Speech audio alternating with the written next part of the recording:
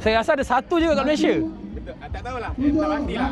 Lawa sangat ni keretanya ni. Aduh, abang punya. Ya. Abang, boleh share sikit bang, ni model apa sebenarnya ni? Ini EK Wagon. Orang panggil EK Wagon. Macam mana boleh dapat EK Wagon ni bang? Sebab setahu saya kat Malaysia tak masuk. Chassis ni daripada UK. Dia bukan UK, Australia. Australia. Sebab steering kanan, UK steering kiri. Kalau Australia saya kata, lawa bang ni first time saya tengok. Sebab before this saya pernah nampak kat dalam video-video. Bang ni punya lah. Dia tengah buat restoration masa tu. Masuk 2 biji ni. Berdua biji. Tapi yang ini memang super lah bang Tapi kita buat stok je lah, tak adalah. Yelah. Feedback ke apa tak adalah. Kita standard auto. Kalau wagon macam ni nak buat racing-racing pun sayang. Bang boleh tengok dalam tak bang? Boleh tengok dalam tak? Oh, ini first time bang. Ramai nak tengok dalam ni. Oh. Dalam mana macam ni? Oh, tang bonet ni. Bonet lain sikit bos. Oh. Bang, ini dia punya versi dia masih Honda EJ lagi ke? Mana? Ni. Dia punya? Chassis dia. Chassis EJ8. EJ8. Betul. Oh, lawa lah. Ni betul-betul rare ni.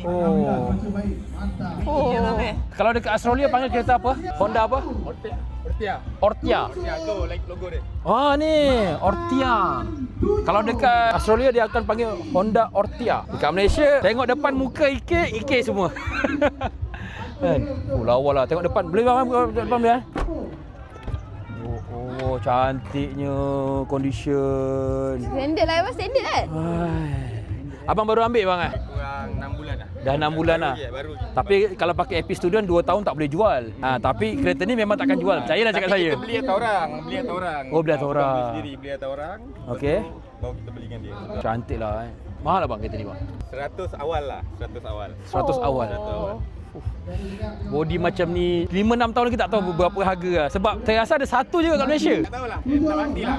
Dengar macam ada 2-3 biji. Tak tahu lah. Tapi tak ada pernah nampak lagi. Tapi selalu digembar-gemburkan di media sosial yang inilah.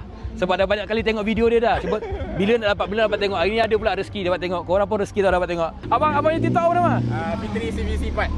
Fitri CVC4. EK ada. Okey. Dia senang-senang. Kalau ramai orang komen bawah ni nak tengok bengkel brother ni, bagi tahu. Nanti aku bagi review bengkel abang ni. Baik. Okey, Ngam. Terima kasih bang. Alright.